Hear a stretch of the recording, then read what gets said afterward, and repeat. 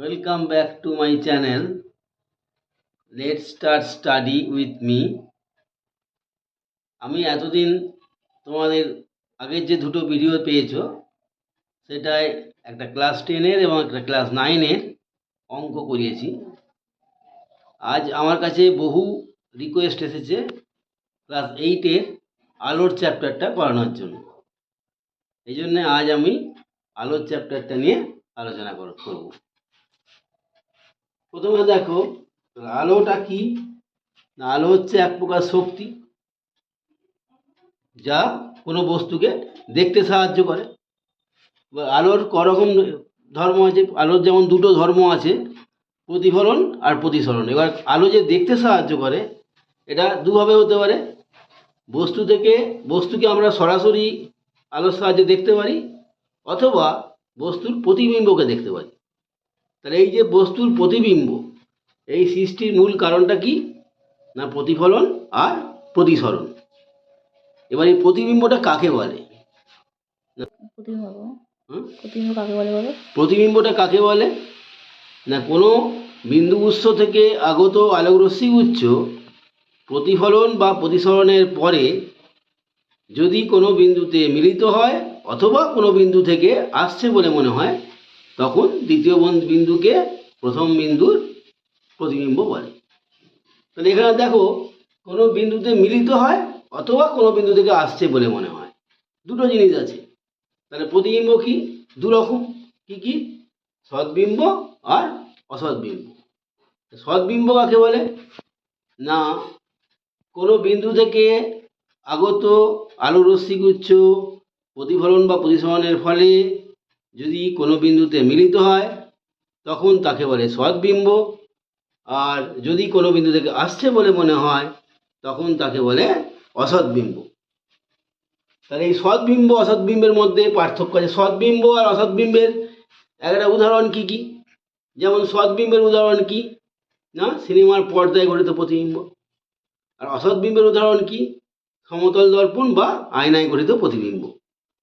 এবার দেখো, সিনেমায় যে প্রতিবিম্ব দেখো সেটা পর্দায় ফেলা যাচ্ছে, কিন্তু তুমি আয়নার সামনে দাঁড়িয়ে যে প্রতিবিম্বটা দেখছো সেটাকে কিন্তু পর্দায় ফেলা যাচ্ছে না।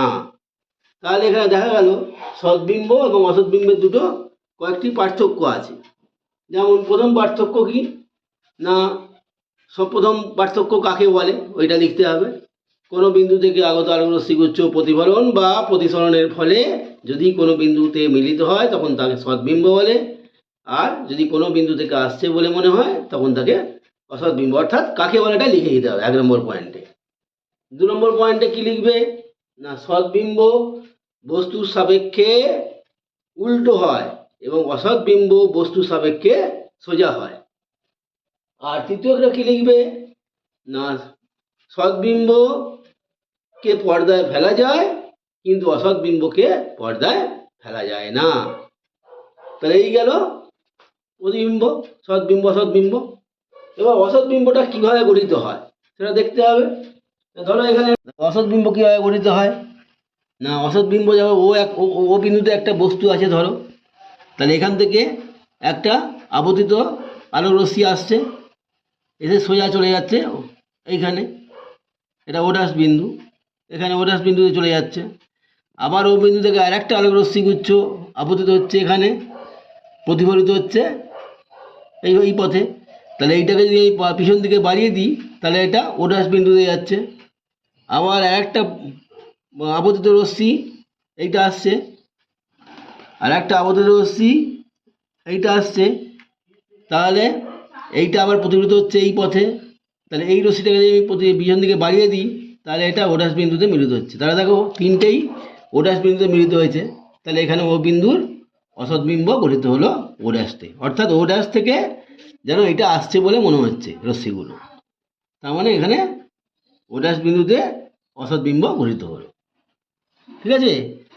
এবার তাহলে প্রতিফলন গেল, প্রতিসরণ।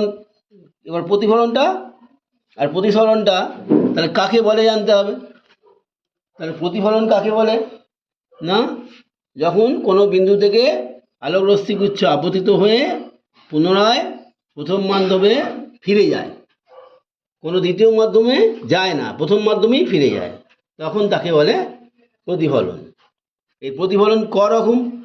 না প্রতিফলন হচ্ছে দুই রকম। যেমন কি কি? না নিয়মিত প্রতিফলন আর বিক্ষিপ্ত প্রতিফলন। নিয়মিত প্রতিফলন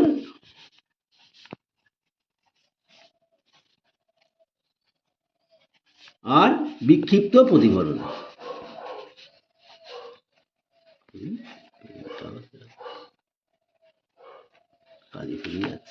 বিক্ষিপ্ত প্রতিফলন।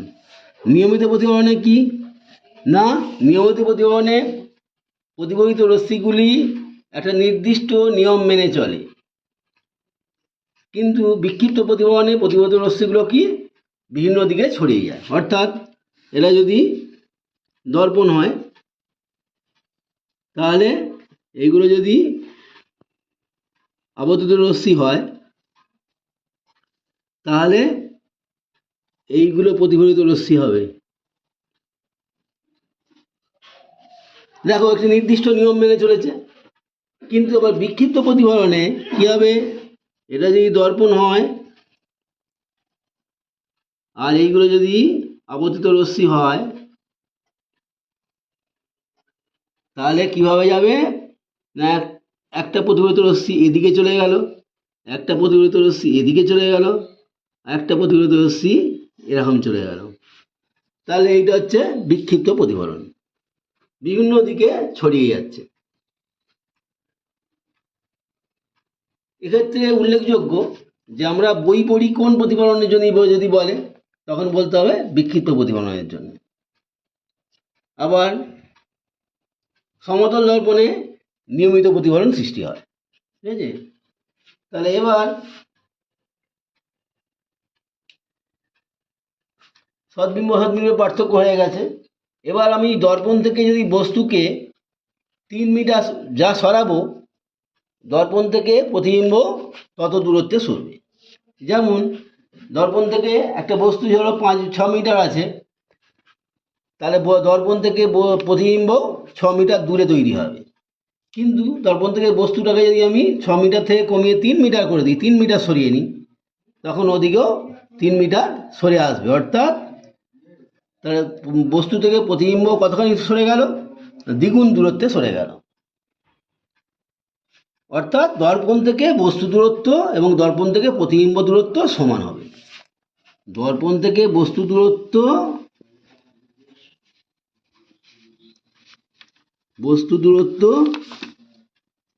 দর্পণ থেকে প্রতিবিম্ব দূরত্বের সমান হবে। এটা হচ্ছে সমতল।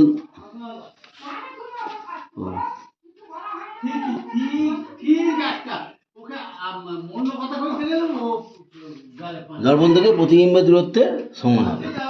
এটা হচ্ছে সমতল দর্পণে গঠিত প্রতিবিম্বের একটা বৈশিষ্ট্য।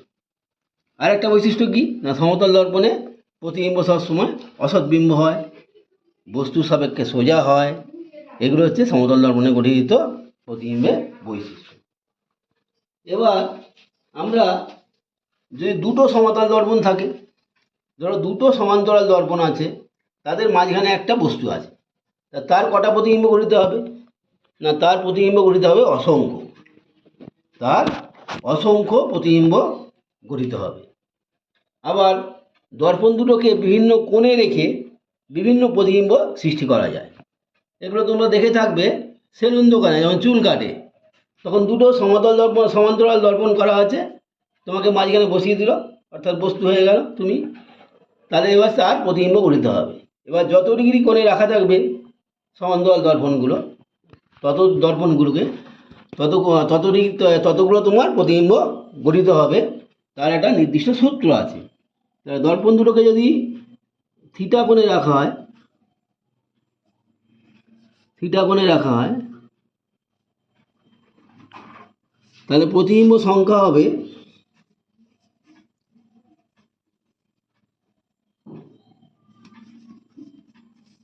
360 ডিগ্রি বাই থিটা -1। এটাকে বলে থিটা,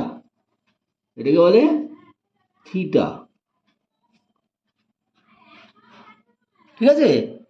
তাহলে 360 বাই থিটা -1। এবার এবার আমি দর্পণ দুটোকে যদি 30 কোণে রাখি, তাহলে এই থিটার জায়গায় 30 বসিয়ে দাও। তাহলে 360কে 30 দিয়ে ভাগ করলে কত হলো? 12। 12 থেকে 1 বিয়োগ করলে তাহলে 11। তাহলে 30 কোণে রাখলে কটা প্রতিবিম্ব হবে? 60 কোণে রাখলে কটা প্রতিবিম্ব হবে? 120 কোণে রাখলে কটা প্রতিবিম্ব হবে? 180। তা 30 কোণে রাখলে কটা হলো? 11টা হলো। 60 রাখলে কত হলো? 60 দিয়ে ভাগ করো, 6। 6 - 1 মানে 5। 120 কোণে রাখলে কটা হবে? 120 দিয়ে 360কে ভাগ করো, 3। 3 থেকে 1 মাইনাস করলে 2টি। আর 180 কোণে রাখলে কটা হবে? না, 180 দিয়ে ভাগ করো 2। 2 - 1 মানে 1টি। তাহলে একটা প্রতিবিম্ব যদি পেতে হয়, তাহলে দর্পণ দুটোকে 180 কোণে রাখতে হবে। ঠিক আছে? এবার আমি দেখাবো যে প্রতিফলনের একটা ব্যবহার আছে, কয়েকটা ব্যবহারিক প্রয়োগ আছে। তার মধ্যে একটি হলো সরল পেরিস্কোপ। সরল পেরিস্কোপটা কি না, সরল পেরিস্কোপ হচ্ছে একটা যন্ত্র যেখানে আমার সামনে কোনো বাধা থাকলে আমি দূরের কোনো বস্তুকে প্রতিফলনের সাহায্যে দেখতে পাই। এই সরল পেরিস্কোপ কীরকম না, ধরো এইটা হচ্ছে নল,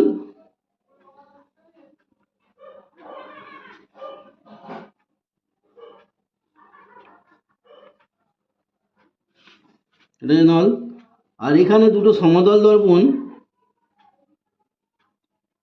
সমতল দর্পণকে সমান্তরালে রাখা থাকে। সমতল দর্পণকে 45 কোণে রাখা হয়।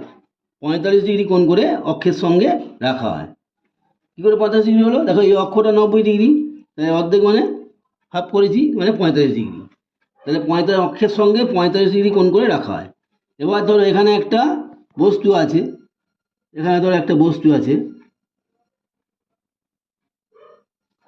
বস্তু আছে। তাহলে এখান থেকে একটা আলো রশ্মি এলো প্রথম দর্পণে, অর্থাৎ এটা থেকে M1 দিই, তাহলে প্রথম দর্পণে এলো।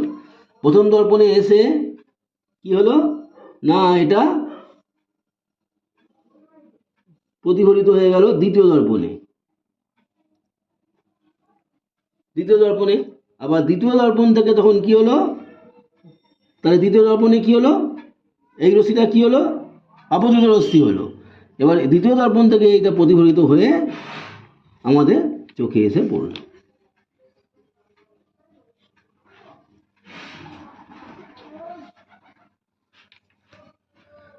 দ্বিতীয় দর্পণ থেকে প্রতিফলিত হয়ে আমাদের চোখে এসে পড়ল।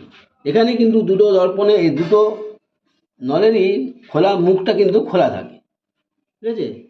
এই সরল পেরিস্কোপ দিয়ে আমরা কি করি না, দর্শকরা খেলা দেখতে পারে। আগে সাবমেরিন বা জাহাজেও ব্যবহার করা হতো, বা শত্রুপক্ষের সৈন্যরা কোথায় আছে তাদের গতিবিধি জানার জন্য এই সরল পেরিস্কোপ ব্যবহার হয়।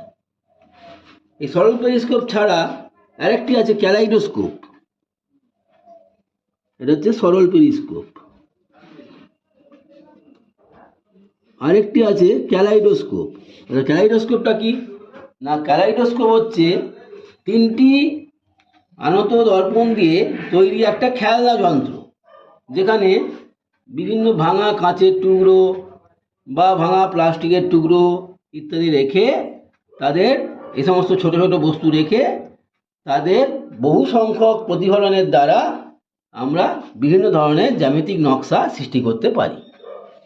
এই ক্যালাইডোস্কোপে যে দর্পণগুলো থাকবে, সেই দর্পণগুলোর দৈর্ঘ্য ইস্টু প্রস্থ হবে 4:1। এটা কিন্তু খুব ইম্পর্টেন্ট। ক্যালাইডোস্কোপে তাহলে দর্পণ দুটোর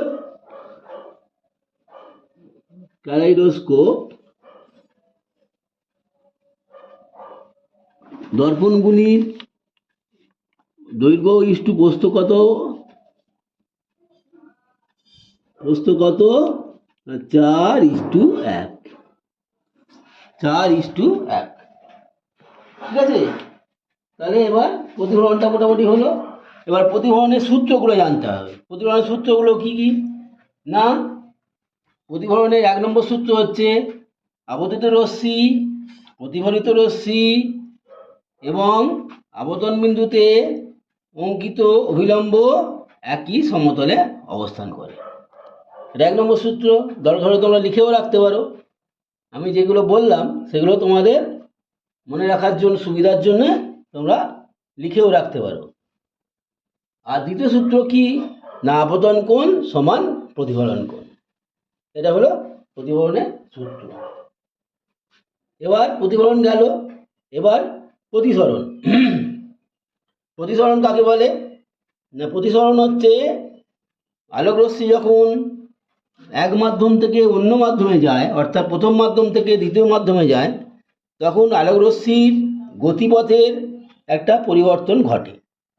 এই ঘটনাটাকেই বলে আলোকের প্রতিসরণ। অর্থাৎ আলোক রশ্মি, ধরো এটা একটা প্রথম মাধ্যম, এই বোর্ডটা, এটা দ্বিতীয় মাধ্যম, ঠিক আছে, এটা অবিলম্ব। তাহলে আলোক রশ্মিটা এই গেল, এটা আপতিত রশ্মি, তাহলে এটা হচ্ছে এরকম বেঁকে যায়, অর্থাৎ গতিপথের পরিবর্তন ঘটে। এটা হচ্ছে প্রতিসরণ। আবার আর একটা হতে পারে, এটা যেমন অবিলম্বের দিকে সরে গেল, আবার একটা হতে পারে অবিলম্ব থেকে দূরে সরে গেল। এটা অবিলম্ব, আলোক রশ্মি গেল, মানে আপতিত হলো, আর অবিলম্ব থেকে দূরে সরে গেল। অবিলম্ব থেকে, এটা অবিলম্বের দিকে সরে এলো, অবিলম্ব থেকে দূরে সরে। তাহলে কখন অবিলম্বের দিকে সরে আসে না, যখন লঘু মাধ্যম থেকে ঘন মাধ্যমে আলোক রশ্মি যায়। আবার আলোক রশ্মি অবিলম্ব থেকে দূরে সরে যায় কখন না, যখন ঘন মাধ্যম থেকে লঘু মাধ্যমে যায়। তাহলে তোমাদের এখানে প্রশ্ন আসতে পারে, তাহলে ঘন মাধ্যম লঘু মাধ্যম কি জিনিসটা কি না, প্রতিসরণের জন্য আমাদের দুটো মাধ্যমের দরকার হয়। সেখানে প্রতিসরাঙ্ক বলে একটা জিনিস আছে, যে প্রতিসরাঙ্ক যার বেশি তাকে বলে ঘন মাধ্যম, প্রতিসরাঙ্ক যে মাধ্যমের কম তাকে বলে লঘু মাধ্যম। তাহলে প্রতিসরাঙ্ক জিনিসটা কি না, প্রতিসরাঙ্ক কাকে বলে না, প্রতিসরণের সময় যদি আপতিত আলোর বর্ণ এবং মাধ্যম দুটোর প্রকৃতি একই থাকে, তাহলে আপতন কোণে প্রতিফলিত রশ্মির, আলোক রশ্মির আপতন কোণ এবং প্রতিসরণ কোণের অনুপাত, প্রতিসরণ কোণের সাইনের অনুপাত ধ্রুবক হয়। অর্থাৎ সাইন মানে কি, সাইনটা এখানে কি, সাইন থিটা। তোমরা ক্লাসে 10 ক্লাসে পড়বে সাইন থিটা। সাইন থিটার সময় হচ্ছে লম্ব বাই অতিভুজ। সাইন থিটার সময় হচ্ছে লম্ব বাই অতিভুজ। যখন একটা সমকোণী ত্রিভুজ থাকবে, তার অতিভুজ তোমরা জানো, এটা অতিভুজ, এটা অতিভুজ, আর এটা হচ্ছে লম্ব, এটা হচ্ছে ভূমি। তাহলে এই লম্ব বাই অতিভুজকে বলে সাইন থিটা। তাহলে প্রতিসরাঙ্ক মানে কি, সাইন আই, আই মানে আপতন কোণ, বাই সাইন আর, আর মানে প্রতিসরণ কোণ। তাহলে আপতন কোণের সাইন এবং প্রতিসরণ কোণের সাইনের অনুপাত ধ্রুবক হয়। এবার এটাকে বলে প্রতিসরাঙ্ক। আর একে কি দিয়ে লেখা হয় প্রতিসরাঙ্ককে না, এটাকে বলে মিউ। এই মিউ দিয়ে প্রতিসরাঙ্ককে লেখা হয়। ঠিক আছে। এবার প্রতিসরাঙ্ক দু রকম, আপেক্ষিক প্রতিসরাঙ্ক আর পরম প্রতিসরাঙ্ক। আপেক্ষিক প্রতিসরাঙ্ক কাকে বলে, ধরো এই যে দুটো মাধ্যম, লঘু মাধ্যম, ঘন মাধ্যম, একটা মাধ্যমের সাপেক্ষে অন্য মাধ্যমের প্রতিসরাঙ্ককে বলে আপেক্ষিক প্রতিসরাঙ্ক।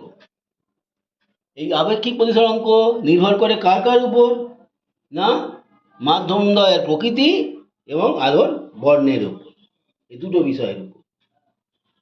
আর পরম প্রতিসরাঙ্ক কাকে বলে না, যদি শূন্যস্থান থেকে কোনো মাধ্যমে আলো প্রতিষ্ঠিত হয়, তখন ওই মাধ্যমের প্রতিসরাঙ্ককে বলে পরম প্রতিসরাঙ্ক। এটাকে অন্যভাবেও বলা যায়, পরম প্রতিসরাঙ্ক সমান শূন্য মাধ্যমে আলোর বেগ বাই ওই মাধ্যমে আলোর বেগ। পরম প্রতিসরাঙ্ক সমান শূন্য মাধ্যমে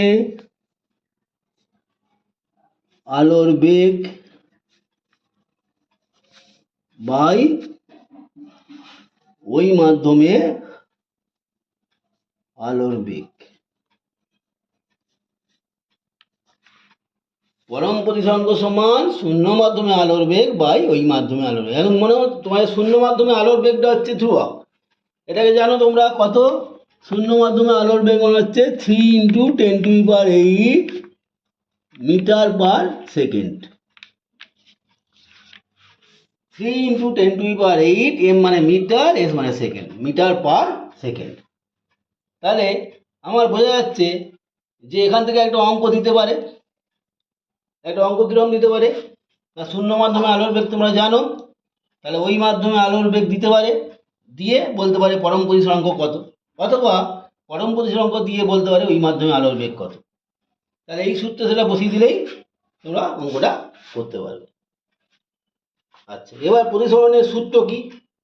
প্রতিসরণের সূত্র হচ্ছে দুটো সূত্র। যে 1 নম্বর সূত্র হচ্ছে যেমন প্রতিফলনের সূত্র ছিল না, আপতিত রশ্মি, প্রতিসৃত রশ্মি এবং আপতন বিন্দুতে অঙ্কিত অভিলম্ব একই সমতলে অবস্থান করে। আর 2 নম্বর সূত্র হচ্ছে, এটা যে 2 নম্বর সূত্র, এটাকে বলে স্নেলের সূত্র। এটা হচ্ছে স্নেলের সূত্র। প্রতিসরণের দ্বিতীয় সূত্রটাকেই বলে স্নেলের সূত্র, অর্থাৎ এইটা। অর্থাৎ আপতন কোণ প্রতিসরণ কোণ পাল্টে গেলেও তাদের প্রতিসরাঙ্কের কোনো পরিবর্তন হয় না। আপতন কোণ এবং প্রতিসরণ কোণ পাল্টে গেলেও তাদের প্রতিসরাঙ্কের কোনো পরিবর্তন হয় না। এটা হচ্ছে দ্বিতীয় সূত্র। এবার তোমাদের দেখতে হবে প্রতিসরণ কোণটা এবার এই যে এখানে প্রতিসৃত হচ্ছে, ধরো এই একটা, এটা ধরো এই একটা কোণ আসছে, এটা অভিলম্ব, এই একটা কোণ আসছে, প্রতিফলিত আসছে, এই আপতিত রশ্মি, এইটা হচ্ছে আপতিত রশ্মি।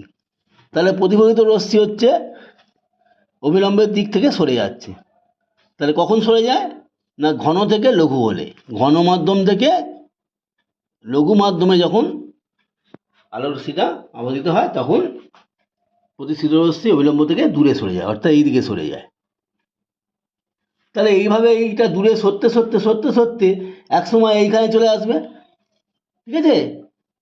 এক সময় এখানে চলে আসবে, তখন এটা কি হবে, তখন এই দিকে এই কোণটা কত ডিগ্রি হলো, এটাকে 90° কোণ।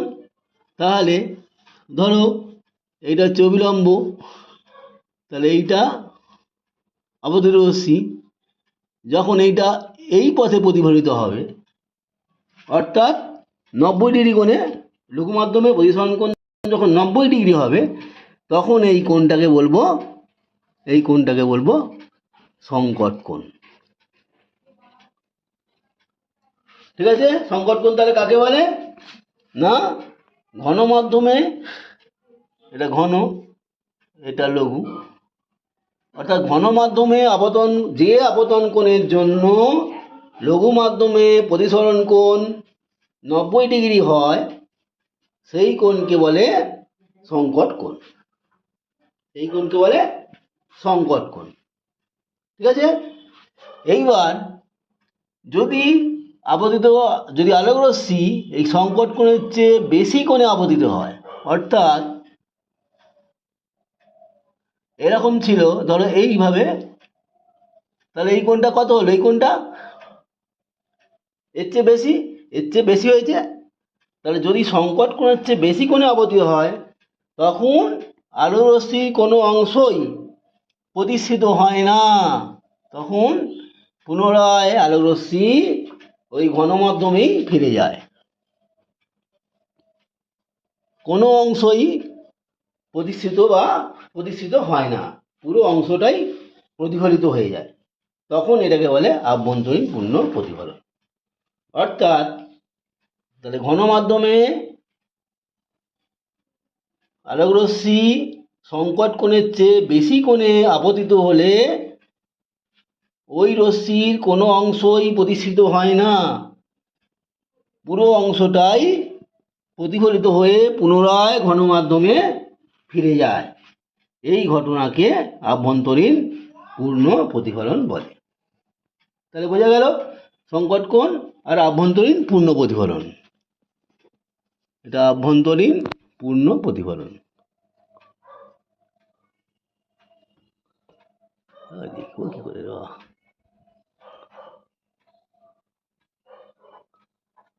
এটা আভ্যন্তরীণ পূর্ণ প্রতিফলন। এবার তাহলে আভ্যন্তরীণ পূর্ণ কেন বলছি প্রতিফলনটাকে? এটা কোশ্চেন আসতে পারে যে আভ্যন্তরীণ পূর্ণ প্রতিফলন কেন বলছে না। এখানে এই আভ্যন্তরীণ পূর্ণ প্রতিফলনে আলোকরশ্মির কোনো অংশই প্রতিসৃত হয় না, পুরো অংশটাই পুরো অংশটাই প্রতিফলিত হয়ে যায়। এই জন্য একে বলে আভ্যন্তরীণ পূর্ণ প্রতিফলন, এই জন্য পূর্ণ বলা হচ্ছে। তাহলে এই আভ্যন্তরীণ পূর্ণ প্রতিফলনের যদি আর প্রাকৃতিক দৃষ্টান্ত চায়, সেখানে বলতে হবে যে মরুভূমির মরীচিকা হলো আভ্যন্তরীণ পূর্ণ প্রতিফলনের একটা প্রাকৃতিক দৃষ্টান্ত। ঠিক আছে? আচ্ছা, মরীচিকাটা এবার কি? এবার এরকম আরো অনেক আভ্যন্তরীণ পূর্ণ প্রতিফলনের উদাহরণ আছে। যেমন কচু পাতায় জল পড়লে চকচক করে কেন? এই আভ্যন্তরীণ, মনে রাখতে হবে, আভ্যন্তরীণ পূর্ণ প্রতিফলনে সবসময় বস্তুকে চকচকে দেখাবে, সবসময় বস্তুকে চকচকে দেখাবে। কেন চকচকে দেখাবে না? যেহেতু আলোকরশ্মি কোনো অংশই প্রতিসৃত হচ্ছে না, পুরো অংশটাই প্রতিফলিত হয়ে যাচ্ছে, অর্থাৎ আলোটা এক জায়গায় কেন্দ্রীভূত হয়ে যাচ্ছে, এই জন্য জিনিসটাকে চকচকে দেখায়। তাহলে কচু পাতায় জল পড়লে চকচকে দেখা কেন না? যখন জল থেকে বায়ু মাধ্যমে আলোকরশ্মি আসে, তখন কি হয় না, ওই আলোকরশ্মিটা মাধ্যমদ্বয়ের সংকট কোণ অপেক্ষা বড় কোণে আপতিত হয়ে যায়, তখন আলোর পুরো অংশটাই প্রতিফলিত হয়ে যায়। এই জন্যে কচু পাতায় জল পড়লে চকচকে দেয়। এরকম আরো অনেক দৃষ্টান্ত আছে। ঠিক আছে? এবার মরুভূমির মরীচিকাটা কি না? মরুভূমির মরীচিকাটা হচ্ছে একটা দৃষ্টিভ্রম, যেটা পথিকরা জল ভেবে ভুল করে। এখানে আলোর অসৎ বিম্ব গঠিত হয়, আলোর রশ্মির অসৎ বিম্ব গঠিত হয়। এটা কিভাবে হয় না, বালির স্তর সূর্যের তাপে সারাদিন উত্তপ্ত হয়, উত্তপ্ত হয়ে কি হয়, ক্রমশ উষ্ণতা বেড়ে যায় এবং ঘনত্ব কমে। এই জন্যে তারপরে যখন উপরে বায়ুর স্তর আস্তে আস্তে যাওয়া হয়, তখন বায়ুর স্তরের ঘনত্বের পরিবর্তন হয়। এর ফলে আলোরশ্মির ক্রমশ প্রতিসরণ হয়। এবার প্রতিসরণ হতে হতে যখন আলোকরশ্মিটা ওই প্রতিসরণ কোণটা 90 ডিগ্রি হয়ে যায়, তখন আলোকরশ্মির আভ্যন্তরীণ পূর্ণ প্রতিফলন ঘটে এবং ওইখানে অসৎ বিম্ব গঠিত হয়। একেই বলে মরুভূমির মরীচিকা। যেমন এইটা এইভাবে ধরো, এইটা এখানে অনেকগুলো বায়ুস্তর আছে, এটা ধরো গাছ, একটা এটা গাছ, ঠিক আছে? এইটা এখান থেকে আলোকরশ্মি আসছে, ঠিক আছে? এইটা এইভাবে পড়লো, ক্রমশ হচ্ছে, এটা এভাবে পড়লো, ক্রমশ হচ্ছে, এইটা এভাবে পড়লো, এটা এভাবে পড়লো, এটা এভাবে পড়লো।